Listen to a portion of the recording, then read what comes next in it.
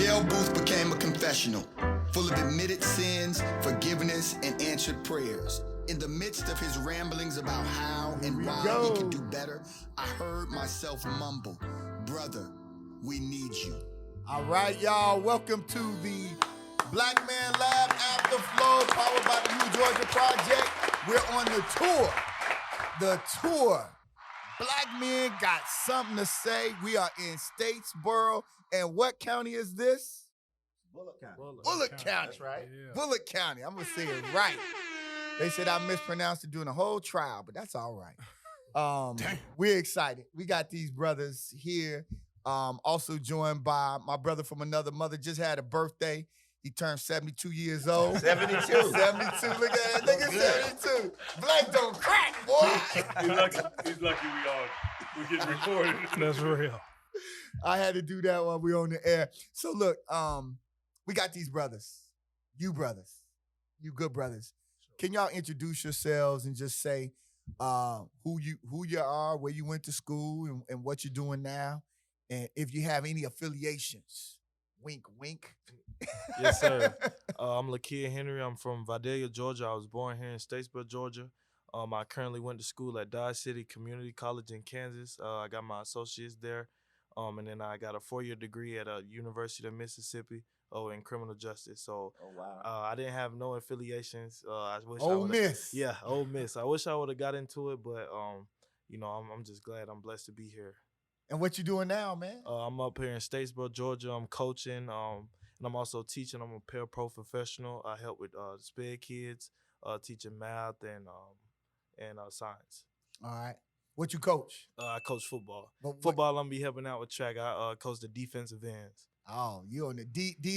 Is that what you did at Ole Miss? Oh yeah, I was a linebacker, head knocker. Oh yeah. Oh yeah. We gonna after this, we gonna go take Bro Francys down. We gonna see who bench press a little bit. All right, come on, tell me, come Right, on. Don't let the smooth taste for you. All right, doctor. Good evening, man. My name is Marion Christopher Pugh. Some people call me Big Chris. You're for obvious reasons.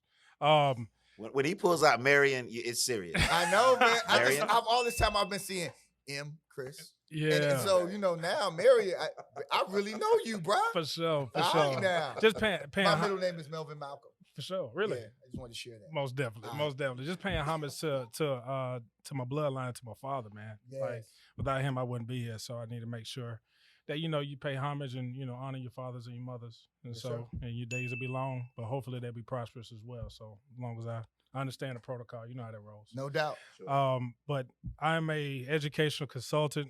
I'm a professor at Georgia Southern University. I teach diversity educational context for a pre-professional block. So it's basically for students who are trying to get into the education field.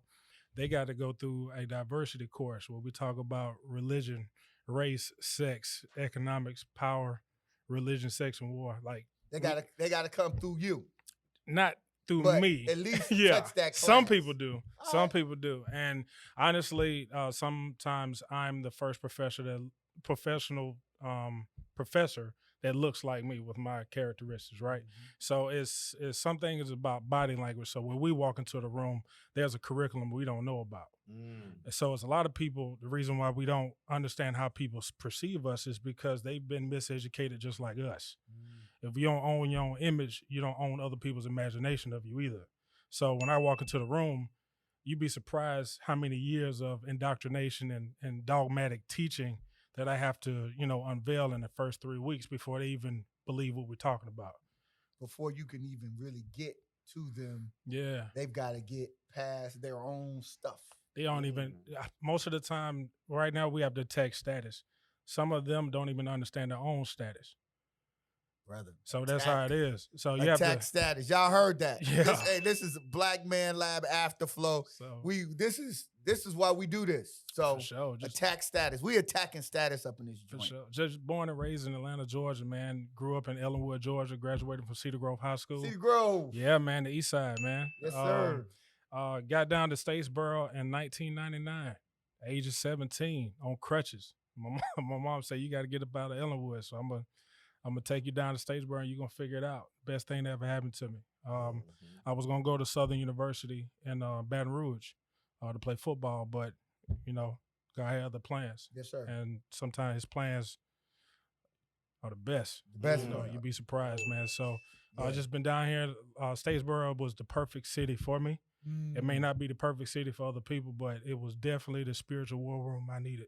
There it is. And Georgia Southern at that time Mm-hmm. had more black students Yep.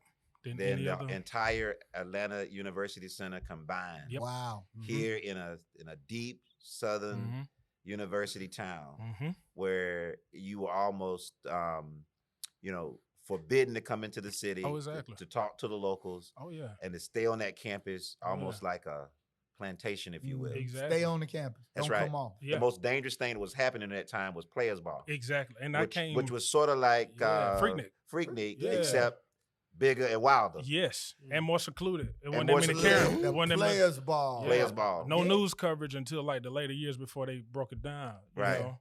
Yeah. So it was. Look, I've been to a little Georgia Southern party in Atlanta. They brought everybody, and I was like, Moved differently. Oh yeah. What? That's you right. Stay hydrated. Georgia State never Yeah. could. hey, Hey. easy on Georgia State now. Easy on Georgia State. Man, they have great parking Look, lots. let's get to it. Let's get to it now, Go ahead. since we're the largest university in the state. But Yes. anyway, brother Marty, turn that mic towards you, man. I got the Black Man Lab executive director in the house. Can y'all give it up for this young lad? He says young. He just called me 72 before. I know you're a young 72 though, boy. You're a young 72. Hey, still moving it around. That you are. Marty, introduce yourself, your position, and just quickly the importance of this tour, because this is our Statesboro, our launch. Break it down real quick. For me. Sure. So, Marty Monegain. Well, in reference to you, Martin Michael Marion Monegain. That's what's up. Full name. My grandfather was Marion. So I am the executive director for the Black Man Lab, and this work that we're doing here. What I know is that we have seen in the Black Man Lab a significant effectiveness in our black men, our young black men, understanding that there's a better way. And not only understanding that, but understanding that they have a voice. So what we want to do is take that across the state of Georgia. We want our young folks to know that they have a voice. We want our black men in general to know that they have a voice. Mm-hmm. So often we are getting talked at or talked about, Mm. right?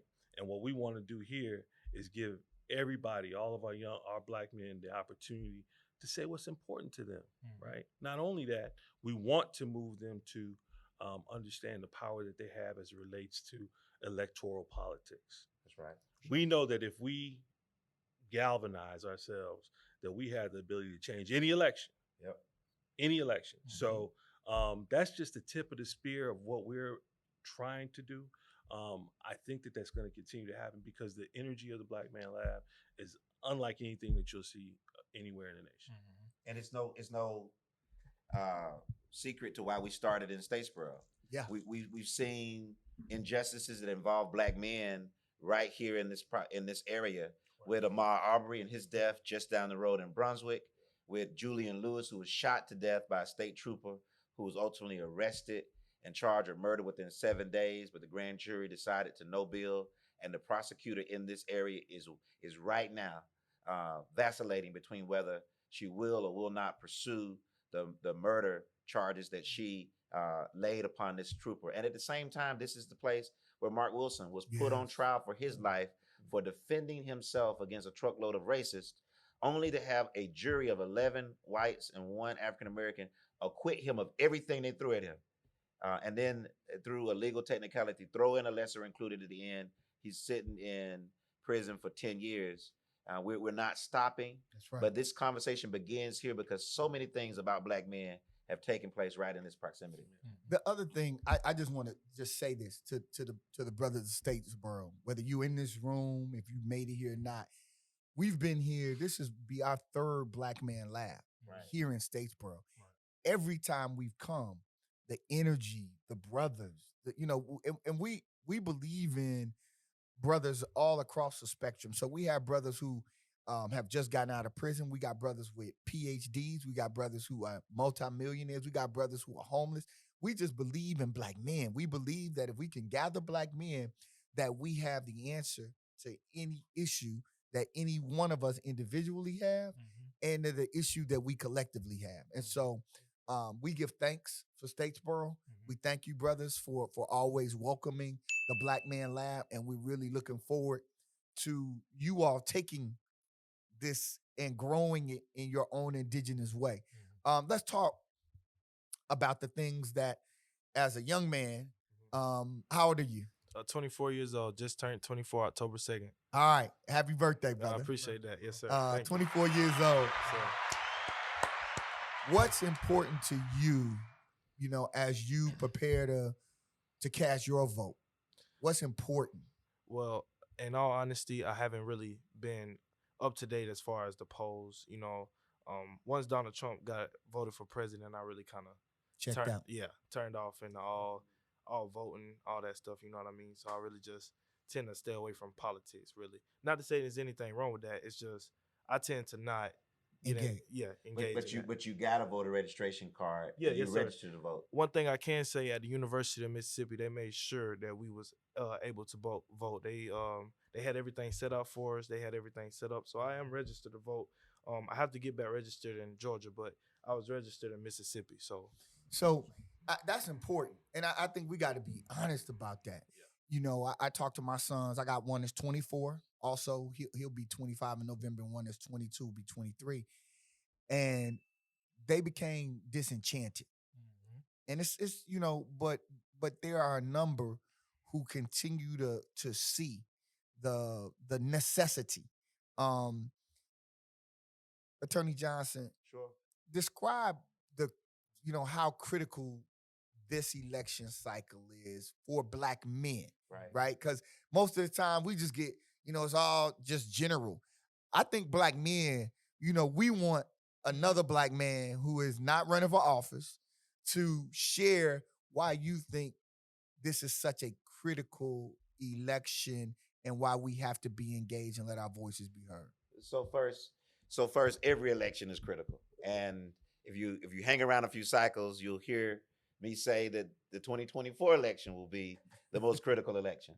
We've been on this pathway as a New Georgia project since our founder, Stacey Abrams, had an idea that if we really wanted to build power, we had to take every brother like you. And at the time, there were 800,000 unregistered African Americans.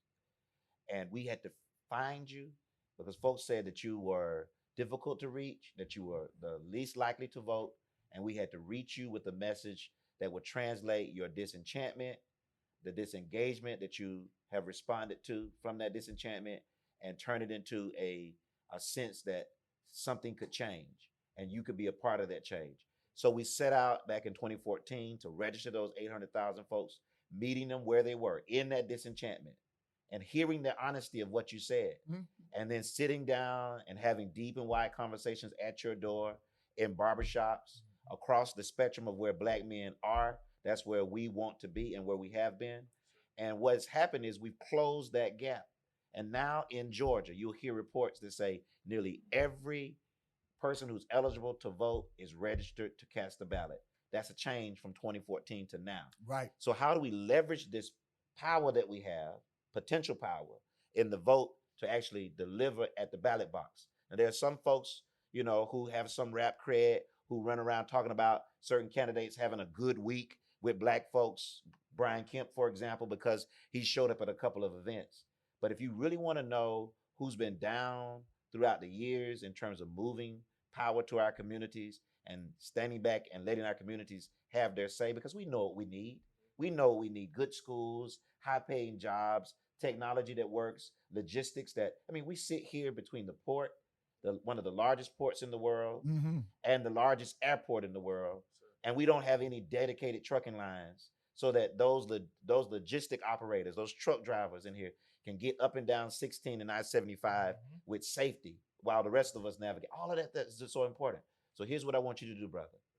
Would you go to readyset.vote and take a look at what it takes to get registered in the state of Georgia and look at the candidates?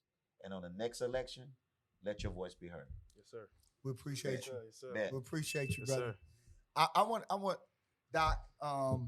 You know, we always have conversations around education For sure. because of your expertise and your focus. And we met through Let Us Make Man, Yeah. the parent organization of the Black Man Lab that really, we were doing 2008. yeah, matter of fact. 2008, Yeah, man. I We- remember that. Yeah. So, what do you suggest for us as Black men to ensure that the education that we need is happening? And how does electoral politics impact that, right? Because some people, they disassociate. Yeah. They say, well, education's over here and politics is over there, but don't y'all get some resources to educate?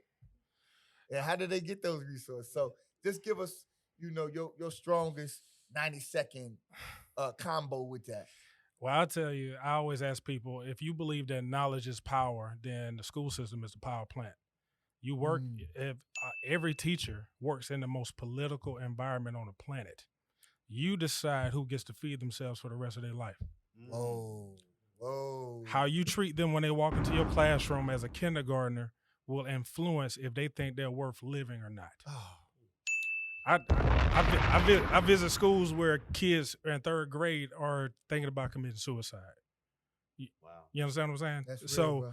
that classroom is the most political part. I even tell my students, your first political party is your last name. As a man, you vote for your family every time you get out of bed. Every time you clock into a job that you're getting emotionally and possibly verbally harassed at every day, you're still voting for your bloodline every day. Because politics is who gets what, Exactly. when, where, and if you get it at all. Politics is about power only. And when you have power, you got resistance. They're two sides of the one coin. I know a lot of people love to say unity, but sometimes you have to agree that we're gonna have a common enemy in order to progress.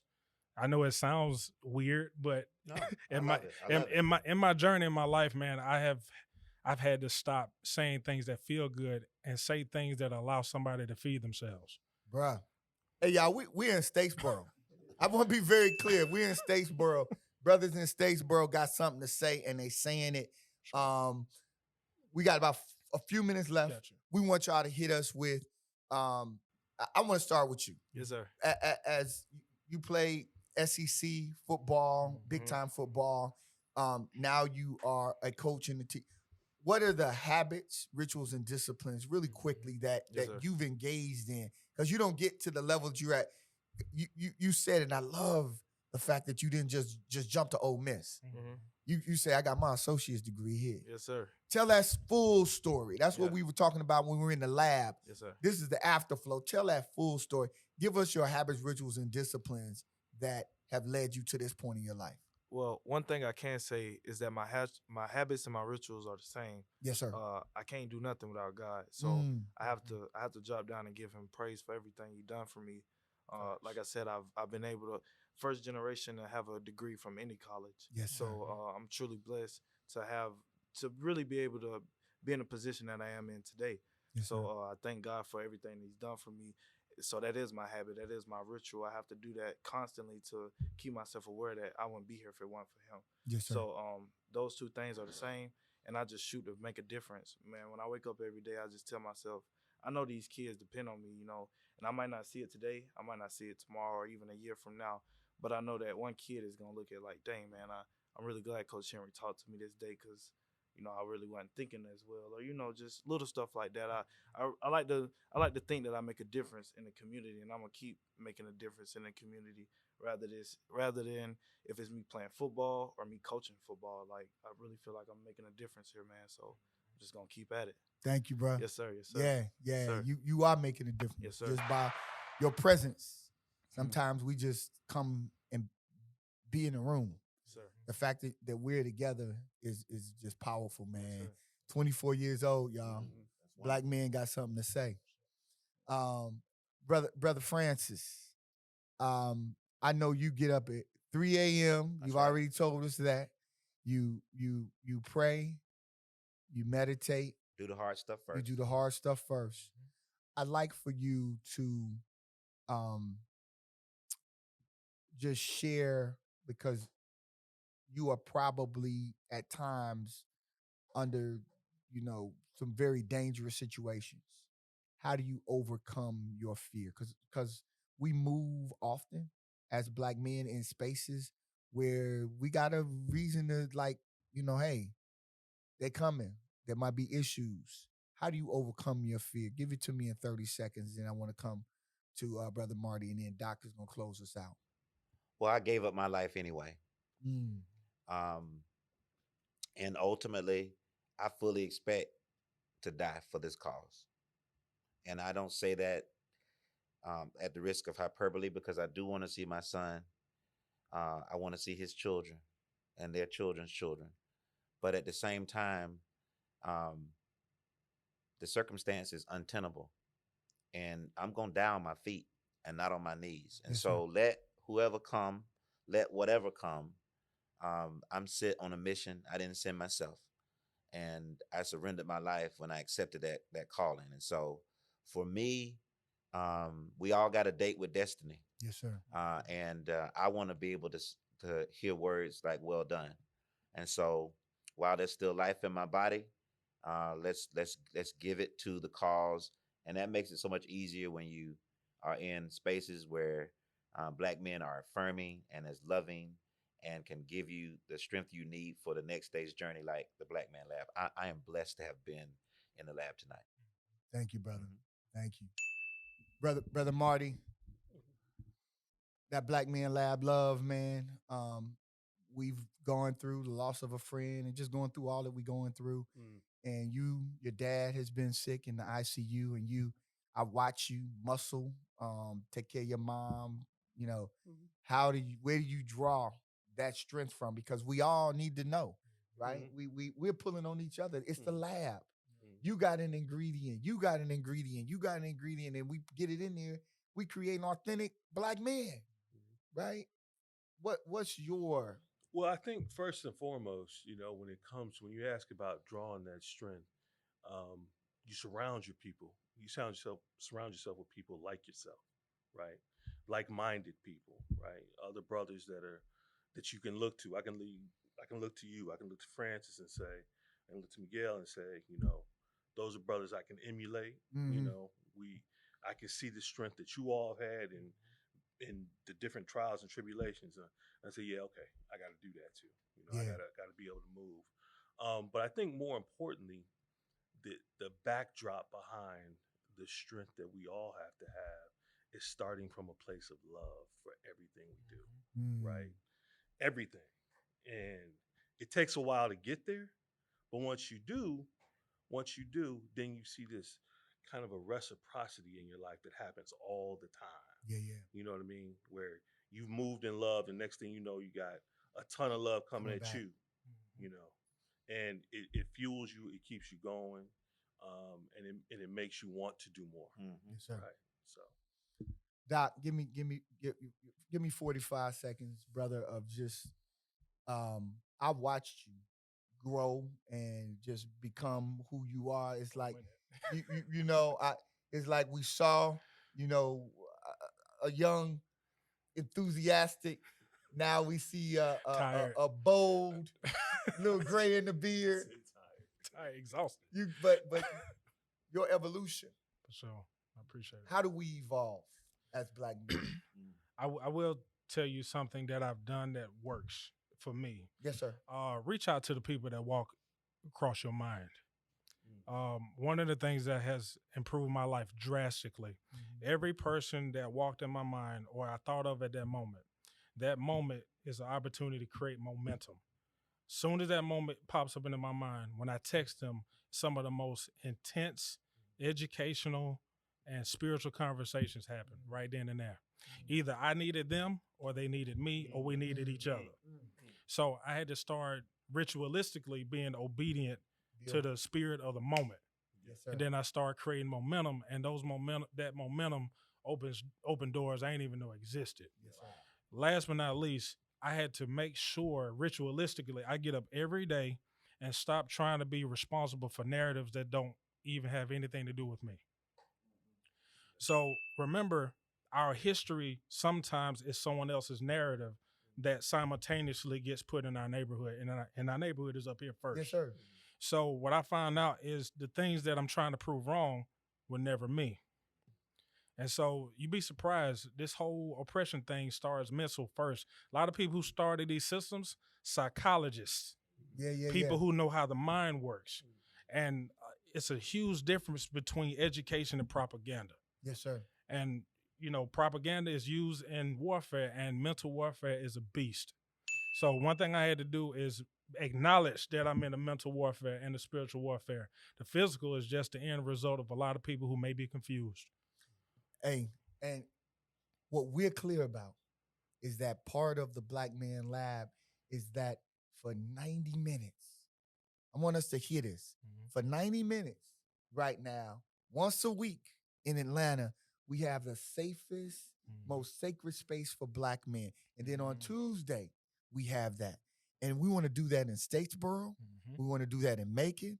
We want to do that in everywhere there is a Black man. We want that space so that we can just breathe and be free of that oppressive feeling that keeps us from realizing and imagining. One of the greatest robberies that white supremacy has robbed us has been of our imagination. That's facts. And so when we just can regain our imagination, we're looking at what's facts. My brother said, I'm the first one in my generation. Somebody had to imagine that. He had to be able to see himself and then achieve that, see himself do it. And so we give thanks for the city of Statesboro. We give thanks for this county of Bullock. And the joy of the Black Man Lab. Yeah. I mean, tonight we had just a 2-year-old running around. Oh my goodness. Running around in a space that probably seemed foreign, with no one saying, sit down. We let him be go. Quiet. Just let him go. You know, and that joy for me in seeing that child run is what sparks imagination again. Yeah. In all of us, because we all want to run a little bit. Can I say something briefly? And I want y'all brothers, as Chris, can y'all brothers slide in right here? Come stand right here. Come on, stand in. We got Miguel Dominguez. Come on, y'all stand in here. Come on.